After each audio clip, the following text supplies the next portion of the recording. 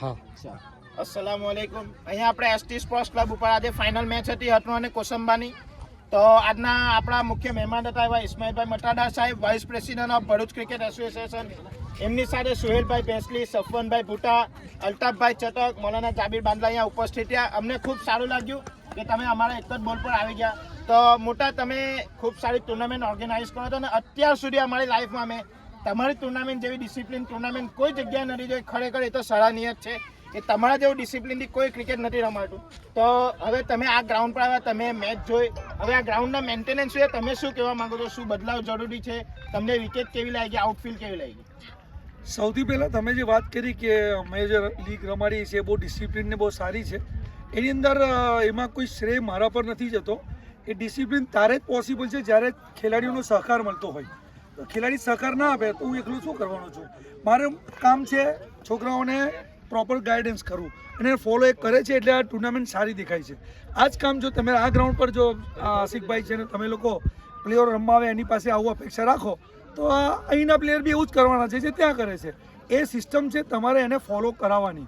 એ follow કરશે. તમે આજે પ્લેયરોને અંદર આવતા રોકશો, તમે ના પાડશો કે ડ્રેસ વગર કોઈથી જવાય નહીં, 11માં રમતો પ્લેયર અંદર આવી નહીં શકતો, એ તમે જો રૂલ્સ બનાવશો તો આ લોકો બી જે આજે આવ્યા નથી આવવાના. તો એ તમારા પર છે કે તમે શું રૂલ્સ બનાવો છો.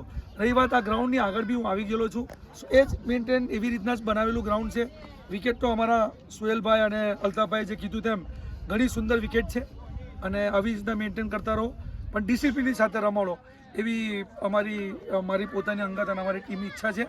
અને ખરેખર આશિકભાઈ અને આખી ટીમ તમારી અભિનંદનને પાત્ર છે કે સારી ટુર્નામેન્ટ રમાઈ. ફાઇનલ પણ બહુ સારી રસાકસીવાળી વન સાઈડ ના રહી.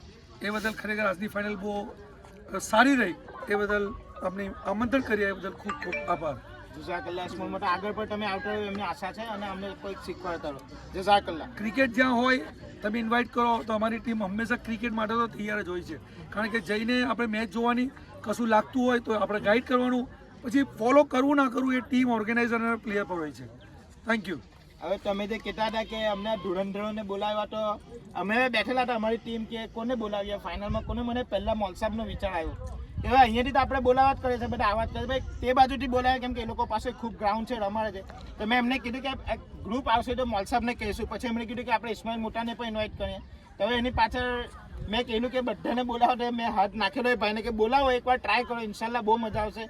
તો સોહેલભાઈ, સફવનભાઈ અને મૌલાના જાબીર પણ મેં એક જ ફોન કર્યો તો તૈયાર થઈ ગયા. ઇન્શાલ્લાહ અમે આવીશું અને મારું આખું ગ્રુપ આવશે. તો હું ખૂબ ખૂબ તહે દિલથી તમારો આભાર માનું છું કે જઝાકલ્લા તમે આવ્યા અને અમારા ગ્રાઉન્ડમાં 4 ચાંદ લગાવી. અમારા જાબીરભાઈ બદલા સાહેબ તો ઓલવેઝ ક્રિકેટ માટે રેડી જ રહી છે. તમે જ્યારે કહેશો અમારી ટીમ હાજર થશે. અને અમારા ગ્રુપના વડીલ છે એટલે અમે એમને એક વડીલ તરીકે અમારા ગ્રુપમાં માનીએ છીએ અને અમારા બહુ વ્યક્તિ બહુ વિશેષ છે અમારા ગ્રુપ માટે. જઝાકલ્લા. Thank you. Thank you.